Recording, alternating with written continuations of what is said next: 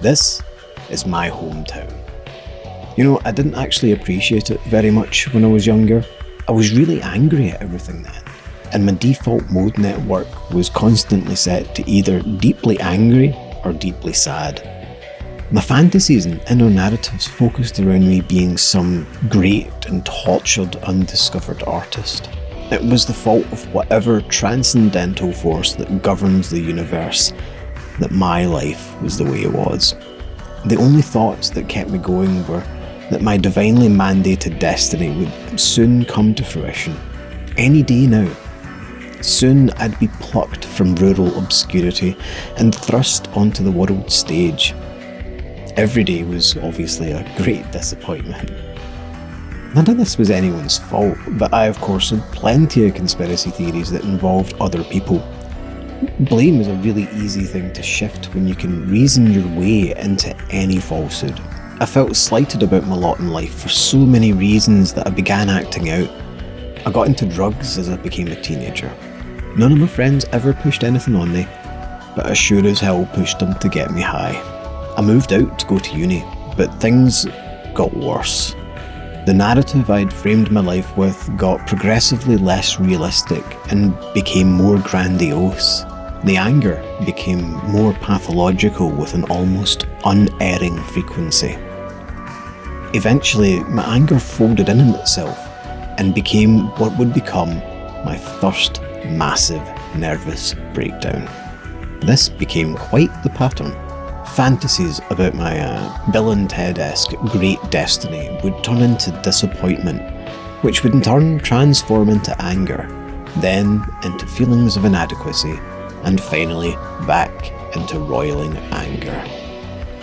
My first suicide attempt involved a bottle of absinthe and a pack of migraine pills. I was trying to dull some terrible memories with various substances for a while, but the memories won the fight. I moved back home and I appreciated the town even less. My second attempt involved tons of prescription meds, and I came out of that one changed in a way that is hard to quantify or describe. You could say it was like being hollowed out with like an ice cream scoop. Emptiness stayed with me for quite some time.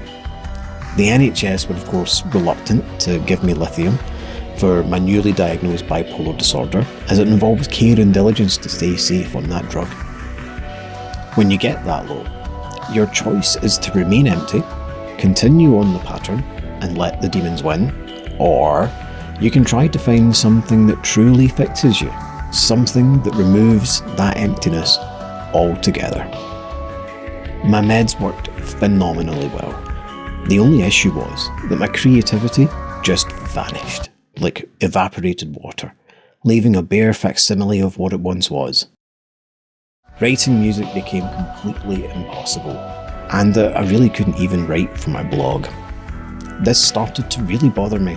I felt like I couldn't live without my imagination, and this obviously started to pull my mood back, though it seemed like the meds wouldn't let me go that far this time. I needed another solution. I needed my artistry back. I tried countless meditations throughout my life. Zen, mindfulness, compassion, vipassana, mind store. Nothing ever gave me what I was looking for. I also made the mistake of trying to learn from books and videos. It's an easy but a big mistake to make. Eventually, I found a branded version of Vedic meditation and a teacher to train me in it. Within the space of 2 weeks, that anger started to dissipate.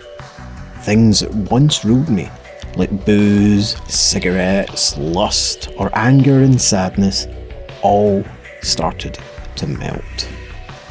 I started walking my dog in this area. The world became brighter, and even the nature of light changed. Music became more beautiful than I ever remember it being, and people became more of a joy than a chore. The world had been refreshed. I'm still nowhere near writing music. I still find it difficult coming up with poetry or ideas for blog posts, but the fact that I can do it now tells me that mixing medications and meditations is eventually going to take me back to where I was.